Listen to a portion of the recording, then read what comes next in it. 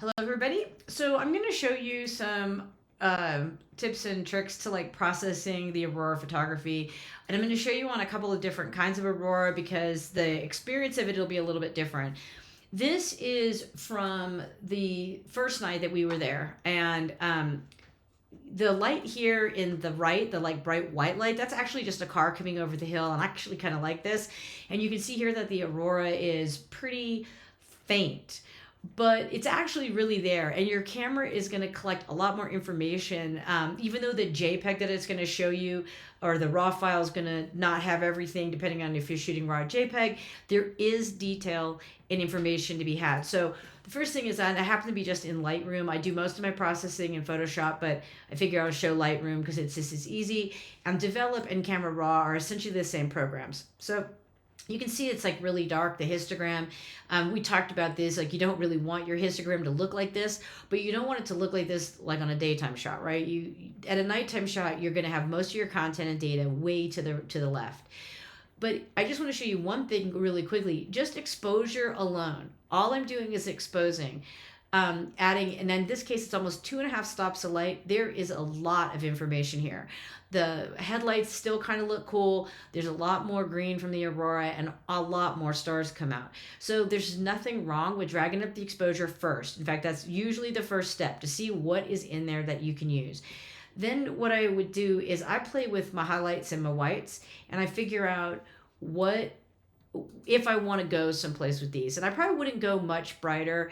As you can see, there is some noise in this, but again, it's a night shot. It's expected. And I might actually bring that white down a little bit, get this not quite as bright. The other thing to do is bring down your shadows if you want, like if it works, or your blacks. I don't think this image needs that so much just because it was already pretty dark. But for me, this is probably like all I'm going to do. I will add detail. Now, sharpening. And I mentioned this to some folks. Make sure that your sharpening is selective. So this is in Lightroom, it drives me crazy because it has already added 40% sharpening. And you can see that here, this number says 40, and that's fine, even if I change nothing. The problem is it's currently sharpening every single pixel. And you know that because if you hold down the Alt or Option key and you click and you left click the mouse, everything on the screen is white. So what that's showing you is that white reveals the adjustments, black hides it.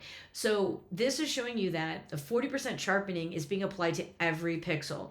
And if you drag this to the right, but again, holding down the Alt or Option key, you'll start to see that things become black. Well, in this particular instance, I want my stars to be sharp, and that's fine to have the ground sharp along the way. So I might stop about here and let everything else go to black, meaning do not sharpen my dark skies. It's not necessary. When I let go of the Alt key and the left mouse key, this is what I see. So now I've only sharpened things that were white there, and the lines are better, but I don't have as much noise in the scene.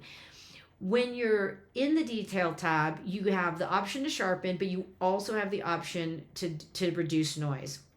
And I don't just click the button. I'm not a big fan of these.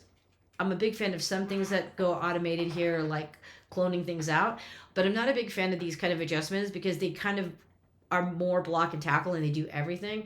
So if you want to reduce noise manually, you can. And this has got color noise reduction, and I might do a little bit here. And what that's going to do is just soften up those blacks a little bit, so they don't feel crunchy. And that's probably like all I'll do with this image. So that's it, one version of the Aurora. Now, if I come back, and you can see, like I have a ton of Aurora shots. I looked at my cards. Most of my cards are Aurora shots. Here's one where we're now facing the waterfall that we did that first night. And I just want to show you some other options and things to do. So the Aurora's like looking pretty good, but if you come into the masking tool on Lightroom, it looks a little bit different in Camera Raw, and you can say select sky. The system will do a pretty good job of figuring out where the sky is. Now, in this case, it also picked up a little bit of this down below the horizon, and that's probably okay because you want that to blend nicely. You don't want a really hard line there.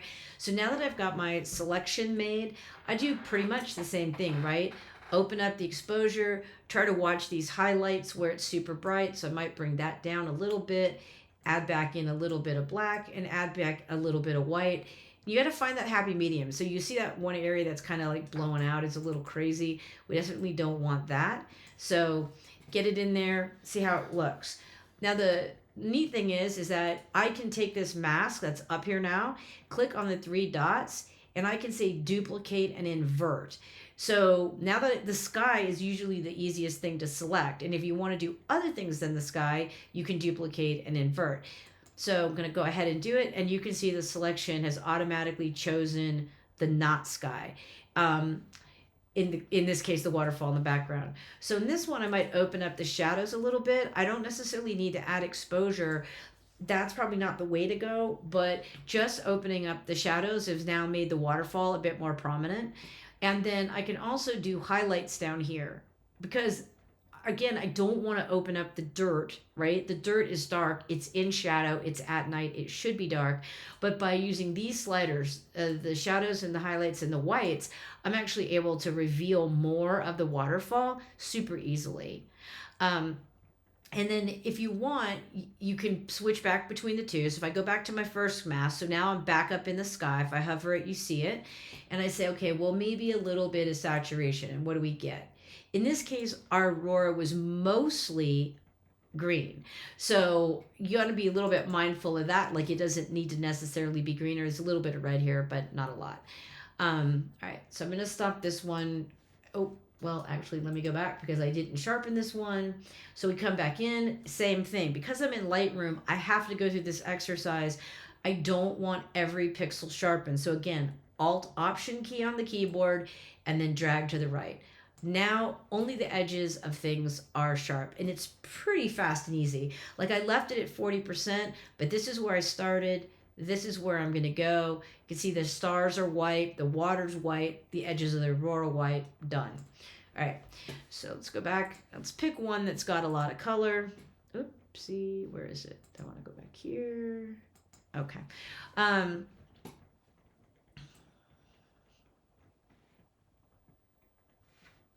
So if I come down, I just got to find the one to play with. All right, so we'll take this one. Same process, come back into develop, go to the basic, open up the exposure sum.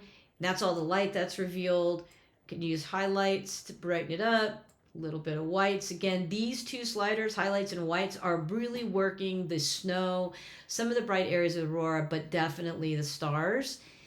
This is one where I might play with vibrance a little bit just to pull out those colors, make them a little bit more dramatic. And I will come back to detail, same exact process, Alt-Option, drag that to the right, get some edges.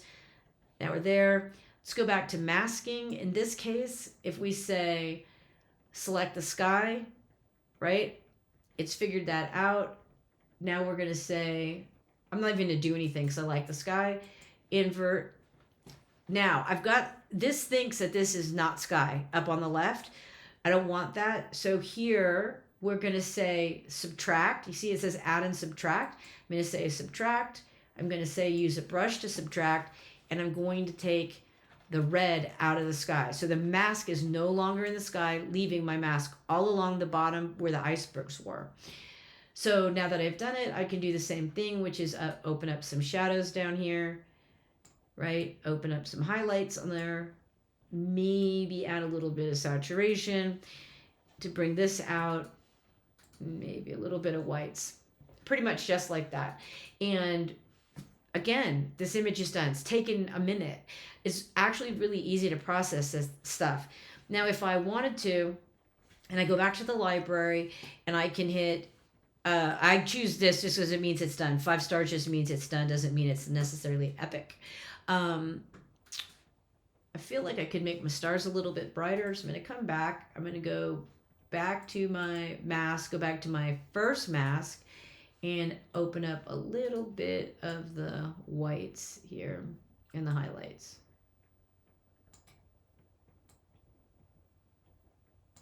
Okay, so there, now I'm done. Now, if when you're shooting, like I did intervalometer, so all of my, you can just see this, like all these images look very similar, which is fine. If I wanted to, I can also batch adjust. So now that I'm on one that I've processed, I can select as many as I want, but I'm just going to go with the next 4, and I'm going to say sync settings, and this will come up and it'll say, okay, well, what do you want us to sync? Now, I didn't do a bunch, but sometimes it's a little bit easier to like leave everything checked. But for now, I'm going to say check none. I'm going to pick it. I did basic adjustments, I did detail adjustments, and I did masking adjustments, right? And I don't think anything else I touched is under this other stuff. So with that, I hit synchronize. So these are the areas I did, and it doesn't matter that these are all checked. If you didn't make an adjustment, there's nothing for it to sync. It just is easier to start with the top level. Same thing, I didn't even noise reduce this one, which I could have, and I didn't. So I'm going to go ahead and hit synchronize. And if you watch the 4 things I have selected at the bottom, you'll see what happens. So it's thinking about it. Almost done. Now all 4 of those got brighter. So if you have a lot of photos that you took and the light is basically the same, then you can get away with processing super fast. Anyway, I'm going to send you guys a bunch of other stuff, but I wanted to at least show you this Aurora stuff quickly because I know we got lots of these images and I want you to have fun with them. They may be darker than mine. They may be lighter than mine. They may feel like there's not a lot of content, but these adjustments that I just showed you are pretty streamlined and fast, and one way to really enhance your images. If you have any questions, you know where to find me. And until then, take care, and I hope you guys are having a great time. Bye.